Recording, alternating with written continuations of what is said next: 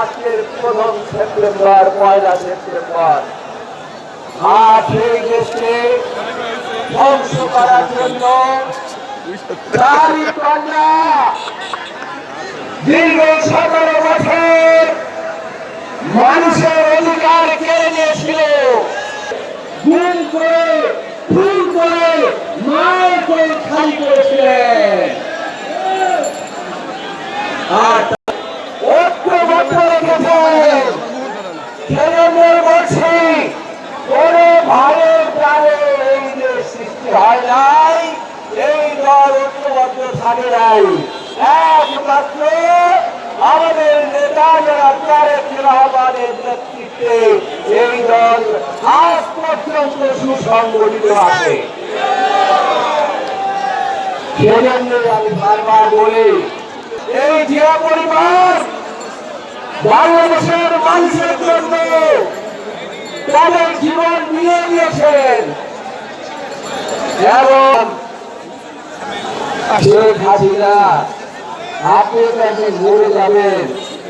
বেগম খালেদা জিয়া তিনবারের প্রধানমন্ত্রী, শহীদ রাষ্ট্রপতি জিয়াউর রহমানের স্ত্রী, তাকে অন্তত বাঁচতে যান চিকিৎসার ব্যবস্থা করেন। তিনি বলেছিলেন ওরা অনেক বয়স হয়ে গেছে আর বাঁচার দরকার কি। আর আজকে আমি বলি রাখে আল্লাহ মালিকে বেগম খালেদা জিয়া বেঁচে আছে বাংলাদেশের মানুষের মধ্যে, বাংলাদেশের মানুষের প্রাণের মধ্যে বেঁচে রয়েছে। আর আপনি ওই পার্শ্ববর্তীদের ভারত মনি টুপির নিচে গিয়ে পালিয়ে রয়েছে। আপনার আশায় বেগম খালেদা জিয়া বেঁচে থাকবেন আর আপনি ওখানে মোদি টুপির মধ্যে বসে আপনি জোরে জোরে বলবেন আল্লাহ বিচারতে একটা আছে। এদেশের সব অর্থ আপনি পাচার করে দিয়েছেন, এদেশের ব্যাংক খালি করে দিয়েছেন, বীমা খালি করে দিয়েছেন। আমাদের এই গ্রামের মানুষ কোথায় আপনার সেই গ্রামের সাহেব বলতেন মির্জা ফখরুল আপনার দরজাটা খোলা রাখবেন, আমি পালাতে হয়তো যাবো আপনার ওখানে।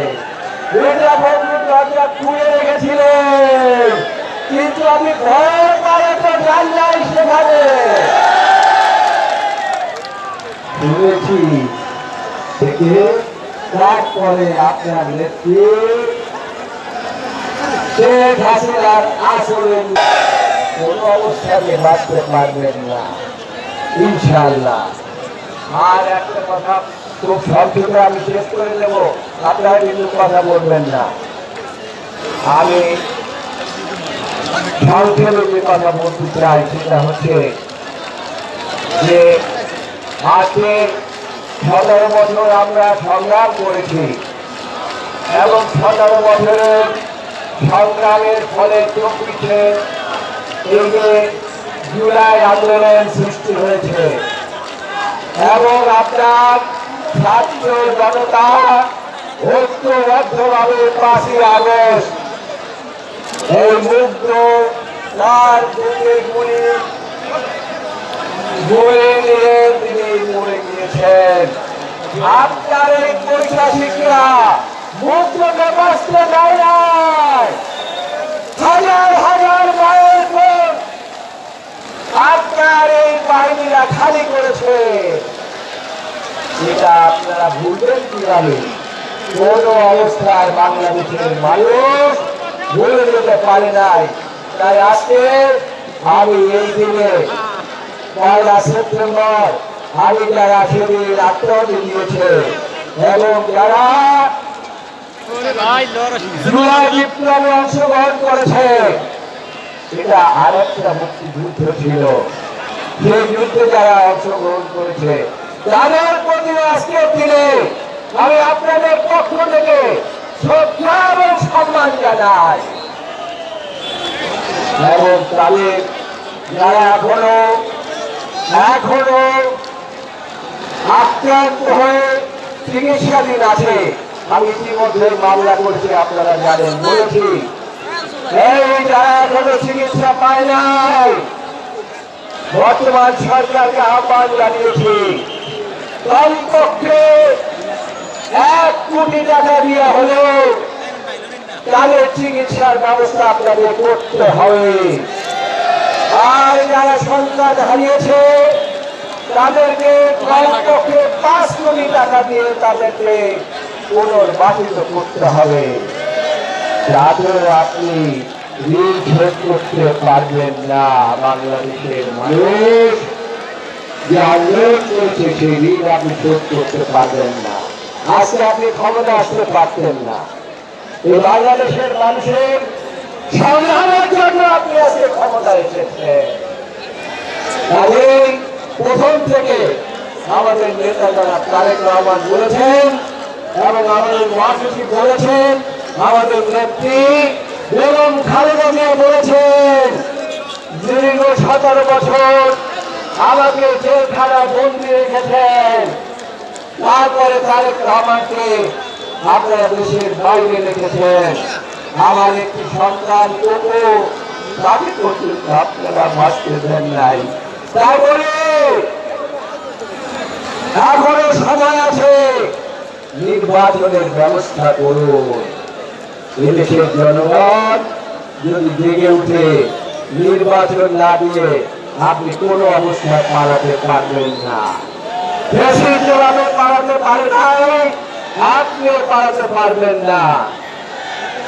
একটি দুটি দল আছে, তারা এই নির্বাচনকে ভণ্ডুল করার জন্য তারা তাদের সাধ্যমতো চেষ্টা করছে। আমি বলি, যত চেষ্টাই করেন না কেন, তারেক রহমানের সাথে লন্ডনে বসে সরকার প্রধান ওয়াদা করে এসেছে, আগামী রমজানের পূর্বে ইনশাআল্লাহ বাংলাদেশের নির্বাচন হবে। নির্বাচনকে প্রতিহত করতে পারবে না আল্লাহর রহমতে। ওই ক্রিয়া ভুলে যান, নির্বাচনের পথে আসেন, দেশের মানুষকে বাঁচান, বাংলাদেশকে বাঁচান, বাংলাদেশের সম্পদ বাঁচান, বাংলাদেশের মানুষ ভোট দিতে চায়। ফেব্রুয়ারি মাসের কোন ব্যবসায় ঘটার কোন স্কোপ নাই আল্লাহর রহমতে। আপনারা এতক্ষণ আমার কথা শুনেছেন, নতুন ধারণ করে আপনারা অনেক দূর দূরান্ত থেকে এসেছেন। আমার বন্ধুরা অনেকে ভালো ভালো বক্তব্য রেখেছেন। আমি সকলকে এবং আজকে যে আয়োজন, এই আয়োজনকারীদেরকে বিশেষ করে মহানগর বিএনপি জেলা, উত্তর, দক্ষিণ এবং বিভিন্ন অঙ্গ সংগঠন সকলকে আমি বাংলাদেশ জাতীয়তাবাদী দলের পক্ষ থেকে আন্তরিক ধন্যবাদ জানাচ্ছি। বাংলাদেশ জিন্দাবাদ, শহীদ রাষ্ট্রপতি জিয়া রহমান জিন্দাবাদ, বেগম খালেদা জিয়া জিন্দাবাদ। অনেকে বলেন তারেক রহমান আজ যদি সে বিয়ে গেছে,